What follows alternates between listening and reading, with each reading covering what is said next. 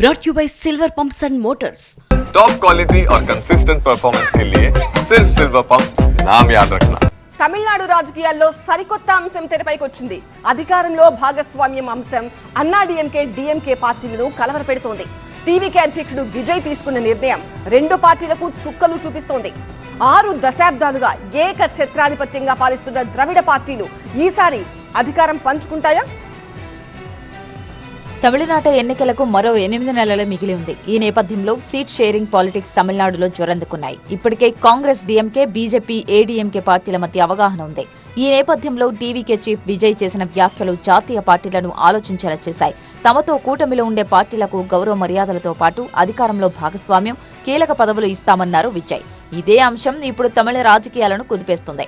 ఎన్నికలు సమీపిస్తుండటంతో అధికారంలో భాగస్వామ్యం ఇవ్వాలని స్వరం పెంచింది కాంగ్రెస్. రానున్న ఎన్నికలలో డీఎంకే కూటమి కాంగ్రెస్ బలంతో ఘన విజయం సాధిస్తుందని, మంత్రి పదవులు కాంగ్రెస్ కి ఇవ్వాలని డిమాండ్ చేస్తున్నారు తమిళ కాంగ్రెస్ నేతలు.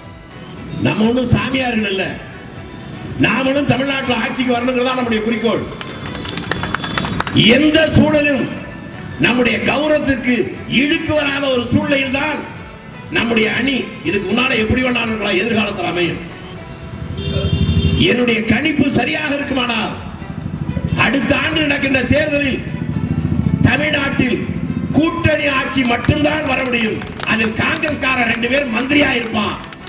కాంగ్రెస్ వ్యాఖ్యలను తప్పుబడుతున్న డీఎంకే అధికారంలో భాగస్వామ్యం అనే అంశం తమిళనాడులో సాధ్యం కాదని, కాంగ్రెస్ నేతలు ఇటువంటి వ్యాఖ్యలు చేయడం మంచిది కాదంటున్నారు డీఎంకే నాయకులు. అన్నా డీఎంకే, బీజేపీ కూటమిలో అధికారంలో భాగస్వామ్యం ఉండదని, ఇది కేవలం ఎన్నికల కూటమి అని చెబుతున్నారు మాజీ సీఎం పళనిస్వామి. కూటమిలో తమ నిర్ణయమే ఫైనల్ అంటున్నారు పళనిస్వామి, అన్నా డీఎంకే అధినేత. இந்த கட்சிக்கு யார் கூட்டணி தலைமை தாங்குது சொல்லுங்க, நீங்களே சொல்லுங்க. அப்புறம் நான் எடுக்கிற முடிவு தானே. அப்புறம் யார் முதலமைச்சர் ஆகிறாங்க, யார் ஆட்சி அமைக்குது சொல்லுங்க, நீங்க சொல்லுங்க. இங்கே நாங்க நீங்க எங்களை கேள்வி கேட்டீங்களா? நாங்க தெளிவுபடுத்திட்டோம். நாங்க இருவரும் அமர்ந்து தெளிவுபடுத்தியாச்சு. அதுல இந்த கூட்டணிக்கு அதிமுக தலைமை தாங்க, அதிமுக ஆட்சி அமைக்கும். அதுல இபிஎஸ் இன்னும் உங்களுக்கு தெளிவான கூட்டணி அதிமுக கூட்டணி பிரம்மாண்டமான வெற்றி பெறும், தனிப்பெரும் ஆட்சி அமைக்கும். అయితే పవర్ షేరింగ్ అనేది ఎన్నికల తర్వాత చర్చించే అంశమన్నారు బీజేపీ తమిళనాడు కో ఇన్ఛార్జ్ పొంగులేటి సుధాకర్ రెడ్డి. ఇప్పుడు కేవలం డీఎంకేను ఓడించడమే తమ టార్గెట్ అన్నారు. పవర్ షేరింగ్ ఇష్యూలు కూడా రకరకాల వార్తలు వస్తున్నట్టు సందర్భం. పవర్ షేరింగ్ అనే అంశం ఎన్నికల తదనంతరం, ఫలితాల తదనంతరం చర్చించుకునే అంశం.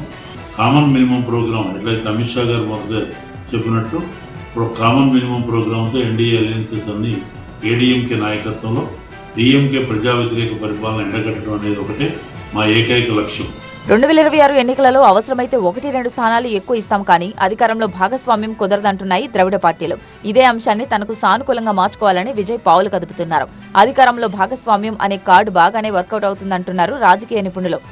ఇక్కడ కనుక తనకంటూ ఒక స్థానం, కనంటూ ఓట్ బ్యాంక్ సంపాదించుకోవాలి, లేకపోతే రేపు అధికారంలో రావడానికి ఒక కింగ్ మేకర్గా ఉండాలన్నా సరే, ఇటువంటి ఒక ప్రకటన చేసి మిగతా పార్టీలు ఏవైతే డిఎంకే తోటి ఏడీఎంకేతో ఉన్నాయో ఈ 2 పార్టీల్లోంచి ఉన్న వాళ్ళని తన వైపు తిప్పుకోవటానికని అధికారంలో వాటా అనే